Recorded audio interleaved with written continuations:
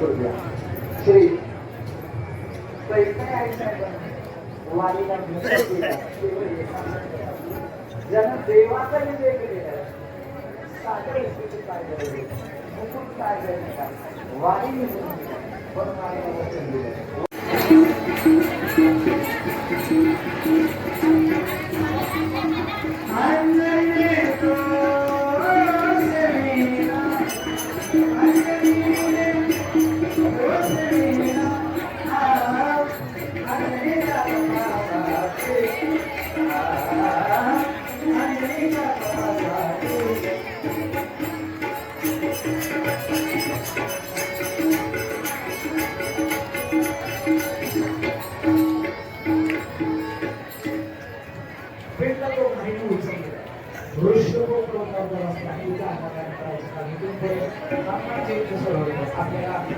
आपल्याला साजरी करायची बरोबर गुरु वशिष्ठ सांगे गुरु बघा असं ती बरोबर तुझी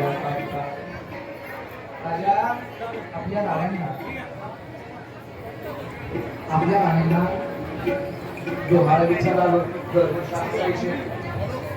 डोहाळे पुसावे. आता श्री महाराजांनी विचार केला की रोसनीय तिला अगोदर विचारावं. कैकेला विचारलं हे राणी अरे तुला काय डोहाळे होता. तिने सांगितलं मला असं वाटतं मोठ्याला लागणारं आणि आपल्याला राज्यपद द्यावं. डोहाळेच कळलं.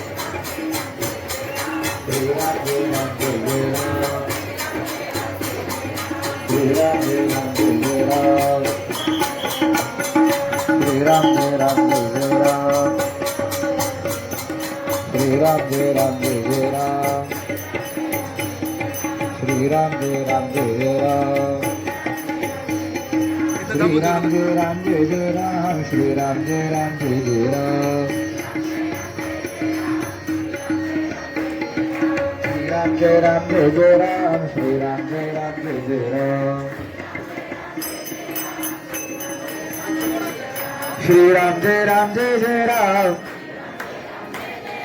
श्रीराम जय राम जय जय राम. काले काले काले. श्रीराम जय राम जय जय राम. श्रीराम जय राम जय जय राम. श्रीराम जय राम जय जय राम. श्रीराम जय राम जय जय राम. टाका पुढे. श्रीराम जय राम जय जय राम. श्रीराम जय राम जय जय राम. प्रभु रामचंद्र भगवान की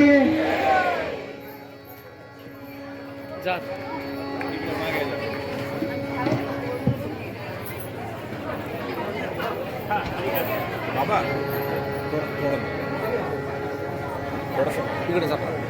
प्रभु रामचंद्र भगवान की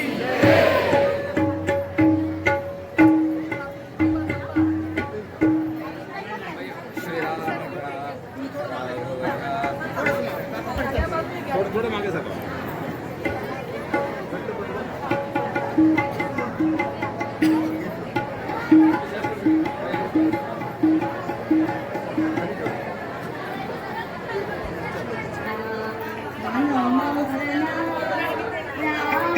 दोरीच्या मागे द्या ना दोरी. हळू हळू हळू.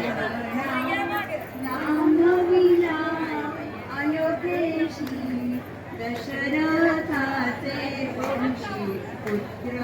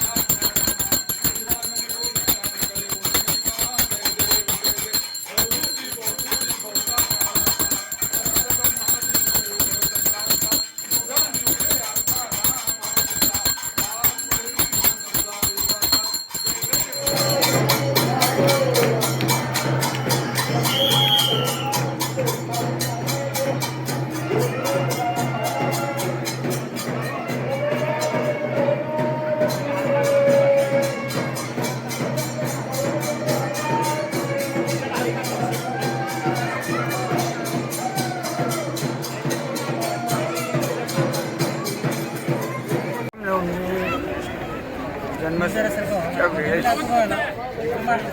परंपरेने श्रीराम मंदिरात रामजन्म हा सर्व नागरिकांच्या साक्षीने व्यवस्थित पार पडला. मलाही दर्शन मिळालं, सगळ्यांचे आशीर्वाद मिळाले. या परंपरा आमच्या घराण्याने आत्तापर्यंत राखलेल्या आहेत, पुढे राखल्या जातील.